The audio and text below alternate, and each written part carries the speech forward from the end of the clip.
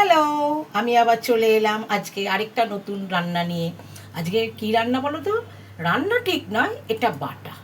বাঙালিরা দেখবে গরম ভাতের সাথে একটু বেশ বাটা টাটা খেতে ভালোবাসে, তাই আমি এই বাটাটা নিয়ে এসেছি। এটা যদিও আমার রেসিপি নয়, এটা আমার ছোটো বোনের রেসিপি। ওদের ওখানে গেলে ওরা প্রায় এটা করে বেশ খাওয়ায়, খেতেও বেশ ভালো লাগে। আমরা সাধারণত তিল পোস্ত কী দিয়ে খাই?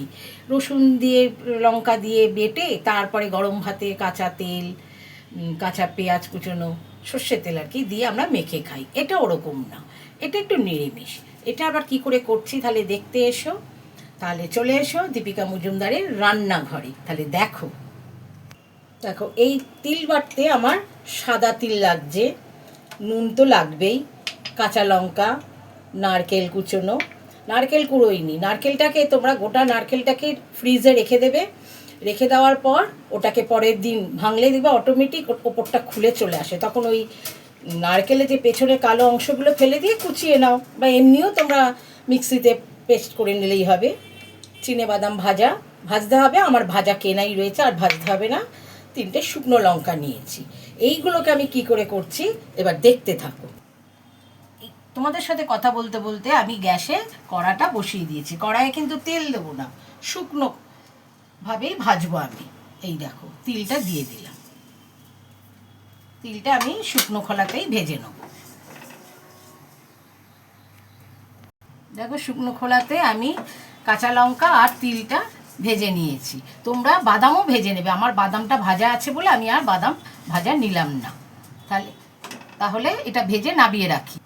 দেখো, কড়াতে সামান্য তেল দিয়ে দিলাম, এতে শুকনো লঙ্কাগুলো দিয়ে দিয়েছি।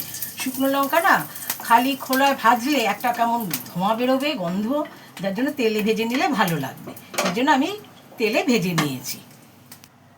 এইবার এটা ঠান্ডা হয়ে গেছে। এবার আমি এটা মিক্সির জারে দিয়ে দিচ্ছি।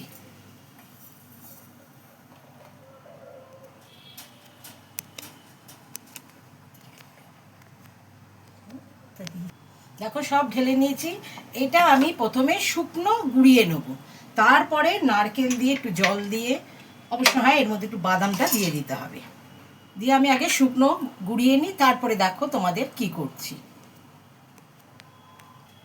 দেখো, এটা শুকনো খোলায় আমি গুঁড়িয়ে নিয়েছি। এইবার এতে আমি নারকেলটা দিয়ে দেবো। নারকেল ওরকম করে ফ্রিজে রেখে দিয়ে টপ টপ খুলে যায়, তোমাদের আর কুড়োনোর ঝামেলা থাকে না। এটার মধ্যে মিক্সিতে গুঁড়ে নিলেই হয়ে যায়। এইবার আমি এতে জল দিচ্ছি। তবে নারকেল হচ্ছে, কুড়োতে হবে, ঝামেলা, কোনো ঝামেলা নেই। তাহলে এবার আমি তাতে জল দিয়ে দেখো, এটাতে সামান্য জল দিয়ে নিচ্ছি। এইবার এতে আন্দাজ মতো নুন দিয়ে দিচ্ছি।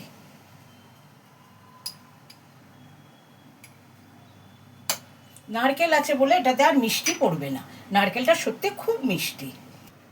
এই দেখো, তাহলে তিল বাটাটা হয়ে গেল। এটা কিন্তু সম্পূর্ণ নিরামিষ তিল বাটা। সবাই তো আর পেঁয়াজ রসুন দিয়ে খায় না, যারা নিরামিষ খায় তাদের করে খাইও, দেখবে খুব ভালো লাগবে। তারা তখন কিন্তু আমায় দোষ দিও না, তারা কিন্তু এটা খেলে, একবার খেলে বারবার খেতে চাইবে, তখন দোষ দিলে চলবে না। তাহলে আমি এখন রাখি, তোমরা এটা করে খেও। তবে হ্যাঁ, আমাকে লাইক কমেন্টস দিতে কিন্তু ভুলো না, এটার আশায় কিন্তু আমি বসে থাকি। করে খেও, সবাইকে করে খাইও। তাহলে বাই, টেক কেয়ার।